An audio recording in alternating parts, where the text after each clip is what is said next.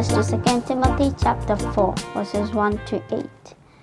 I'll be focusing on verse 5 today. We see how Paul writes to Timothy and how he encourages Timothy in this ministry. When I go through this, I remember the story of C.H. Spurgeon, who was a great evangelist and great preacher during his time. Sometimes we as believers in Christ and ministers in Christ, sometimes we begin to neglect. When we see other people, we neglect out what is our call.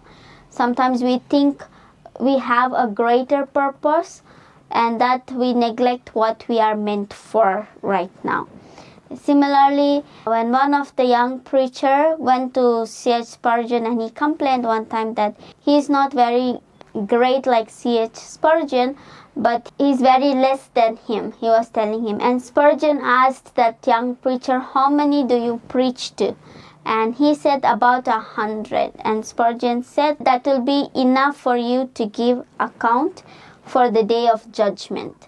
So similarly, this gives a thought, when we see the statement how Spurgeon said, it foreshadows what Paul is encouraging for Timothy. In verse 5, we see, but you keep your head in all situations, endure hardships, do the work of an evangelist, discharge all the duties of your ministry.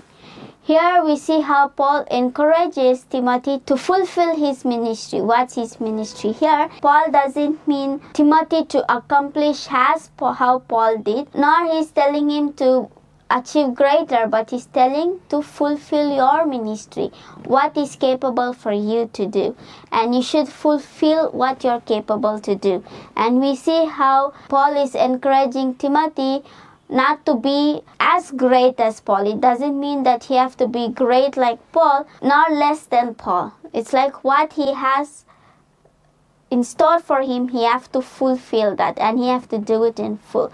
Similarly, when that preacher, we see Spurgeon was a great preacher. He preached to millions. And when a young preacher who preached to hundreds comes and complains, I'm not a great preacher, it doesn't mean he have to be a great preacher. It doesn't mean all the ministers of God, it doesn't mean all the children of God should be great preachers preaching to thousands and millions.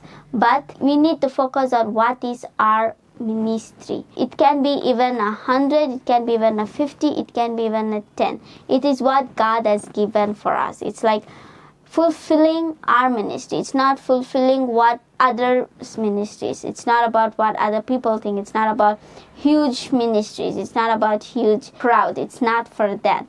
But whether it's small or huge, it's all about being faithful and fulfilling. Here we see how Paul is encouraging Timothy to fulfill his own ministry. Whether Timothy's task was large or whether it was small, whether it was behind the scenes or whether it is on the limelight, we see all he has to do was to fulfill his ministry in a diligent and in a rightful manner, not in arrogant, not in selfish desires, but in all situations being watchful and vigilant. In previous verses, we see how he begins to encourage him to be prepared in every season. As the followers of Christ, you and me, we should also do no less than what Timothy or Paul did. We should try to fulfill our ministry, being in full, not neglecting, seeing others, just the ministry means it's all about preaching for the huge conversions, like more than millions. It's not that, not even 100. It's all about what we can, what God has given we can. We need to fulfill it. We should not neglect it. So rather than neglecting it, rather than looking at others and thinking that we have a greater purpose, we don't have purpose just for small, it's not about that. Whether it's small or whether it's large, it's all for God's glory. And as followers of Christ, we should do no less than what they did. So it's all about fulfilling our ministry in Christ. So let us depend on Him and let us take these encouragements, these teachings where Paul encourages to Timothy is even applicable for us today. It is not what we have to do similarly what they did, but whatever we are able to do, capable to do, what God has given us to do, we need to do it, and we need to fulfill it, not to neglect it. And there is a saying which says, we are to do what we can, where we are, with what we have. And whatever we have and wherever we are, we have to do what we can do for the glory of God.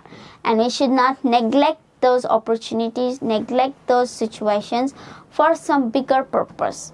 Okay, so let us try to make use of even a small opportunities that we can to glorify God and to expand His kingdom in this earth.